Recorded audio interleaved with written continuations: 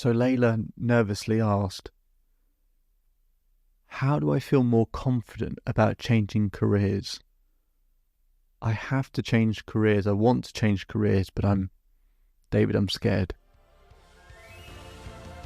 Welcome to the Self-Belief Chief podcast. You're here with David Holman. Make sure to subscribe to the podcast to keep up to date with your favorite episodes and to hear the latest ones come out. We've got content coming out regularly. And let's begin. So I was speaking with Layla. Layla wanted to move into a new career. She had enough in her current one. She felt stuck. She wasn't growing anymore. She felt underpaid. And she wasn't really able to use the most of her skill set. So she wanted to change careers, but she says, David, I'm scared. What if it goes wrong? What if I fail? What if it's just that the grass looks greener somewhere, over there, but actually in reality it's not better. It's worse. The situation gets harder. She said, I think I know what I want to move into. I found that. I've seen it. It looks exciting. I can really use my skill set, but I'm just feeling uncertain. So what I showed Layla is, look, there's a 5 milestone model that I use to help people change careers. But I'll talk about one of them in this episode, which is it's called risk reduced. Risk reduced. This is to help remove as much the uncertainty and discomfort with changing careers. I've changed careers twice in my life, right? I was an athlete and had to retire because of injuries, so once enforced. And then I was in a corporate environment and I thought, I don't want to be here. I'd love to create my own coaching business. So the second one was by choice. But I can tell you how difficult it is changing careers. I've been there. I've experienced it myself. It's a lot harder than we can even imagine to actually do it. And on top of having coach hundreds of people to do it as well, you start to see the patterns of what make it easier for people. So in the risk reduced milestone, what I talk about is 3 key areas that we need to create some certainty around so that we feel a bit more comfortable, so we don't associate as much pain with changing. So the 3 areas are finance, relationships, and mental well-being. It's very likely that if you feel really stressed, really anxious about the idea of changing careers, even if you want to, at least in one of those areas you're worrying. Either that, well, what if something bad happens and I'm not going to have enough money? Or what if I feel down or it has an impact on my relationships? Or what if, I really struggle to deal with it mentally and I start to feel really overwhelmed and uncomfortable and depressed? So it's likely in one of those areas. So you might want to start by, in each of those 3 areas, scoring how much certainty you have in each of them when it comes to the idea of changing careers, right?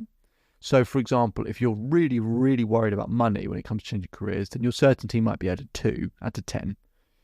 If you actually feel pretty good about your relationships, that they're not going to be affected by changing careers, you might say an 8.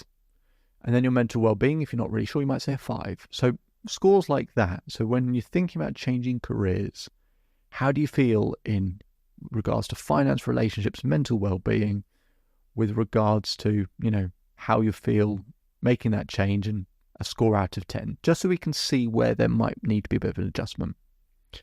Now, I'll talk about each of them briefly. So with finance, I never advocate someone leaving a job unless they've got another one to go to, right? But sometimes it's an enforced change, isn't it, right? So sometimes you get made redundant, or it's untenable and you just can't work there anymore. Could be reasons, right?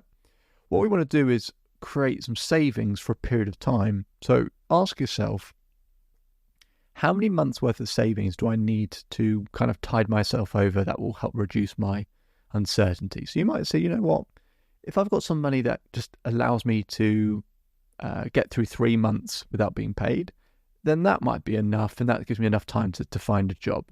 You might say 6 months, whatever it might be. Work out that number and then start creating ideas in terms of how you can save. Now, some people go, David, there's just no way for me to be able to save any more money. And it's just not true. For example, do you know that households waste about £1,000 a year on food waste, right? On food they have to throw away, we waste about £1,000. There are loads of things, loads of little tiny things that we can do that actually equate to a lot of money, right? That you can start saving that money. So you can have a think about that. How many months of savings, and how can you start to create a bit more saving? Where can you sort of, just for a number of months at least, just reduce some of your expenditure? Okay. Then we talk about relationships. Now, people start to worry about the impact it might have on other people, and I totally get it. But they worry about it based on the things that the person changing careers, i.e., Layla, she's worrying about, in her case, going, I'm worried it's going to affect my fiance because it might affect him from the financial side of it. And actually what I needed to address with Layla was, that's what you value most or worry about. From his point of view, of course, finance is important, but is it the thing he values most in the relationship? She said, I don't know. I said, well, let's go ask him. So she asked him, and she wrote down 3 things that he values in a relationship. And guess what? None of them were to do with money. So what she can then do is do a better job at giving him those 3 things that he values, right? The money is one thing. It's important, but it's not the thing he values most in the relationship. Give, whether it's your partner, whether it's your children, whether it's friends, whoever you think might be affected, give them what they value, not what you value, what they value. Because the default is, if you don't know what someone else values, we just give them what we value. And then we're actually missing the bullseye for them, and then it will affect the relationship. So give them what they value. And then in terms of mental well-being, there might be a number of things, and I usually unpack this stuff with people, but let's say, for example, it's just the uncertainty of it, right? You really desperately need some certainty. If I ask you what has to happen for you to have certainty, you'll likely have a very tough, strict rule like, well, I have to have this amount of money, and I have to be in a job, and my relationship has to be going well, and this has to happen, and this has to happen. And it's a really bad rule when you have multiple things have to happen simultaneously and you're not in total control. So what I want you to do is diversify your certainty. I want you to write down 10 different ways that you get certainty in your life. So I want you to do it the following. You're going to write down anytime and then you can look at things like, how do you get certainty in terms of how you look after your health, right? It might be to do with sleep. So you might say, anytime I get a good night's sleep, anytime I drink water, anytime I eat healthily. You might go into a different category. How do I create certainty in my structure and routine? Okay, anytime I schedule things, anytime I map out my week, anytime I write down my shopping list, etc.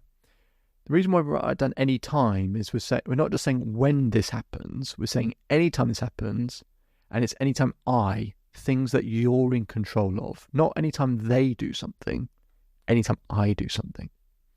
So what we did with Layla is I started to show her, okay, this is how you create certainty in your finances. This is how you create certainty in your relationships. This is how you create more certainty in terms of your mental well-being.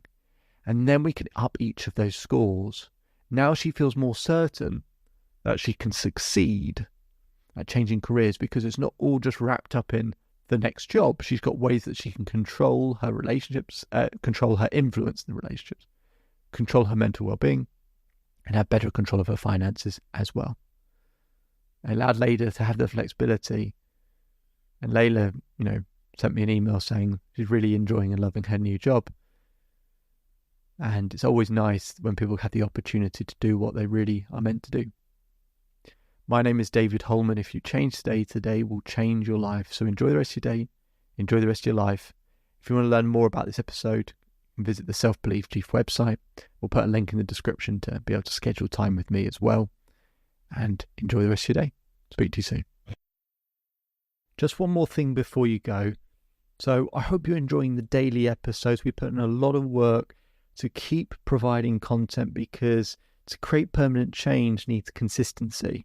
To get that consistency, we want to make sure we keep providing you value on a daily basis.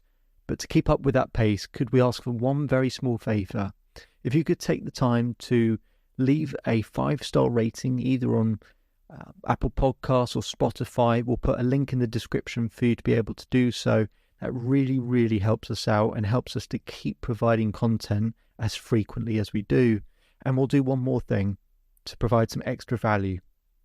If you take a screenshot of your rating or review and send it to selfbeliefchief@gmail.com or DM us on Instagram, I will provide you with a free coaching session with myself. Okay, so it'd be fantastic if you could leave that 5-star rating so we can keep providing content. Just simply click on the link in the description. It'll take you 20 seconds.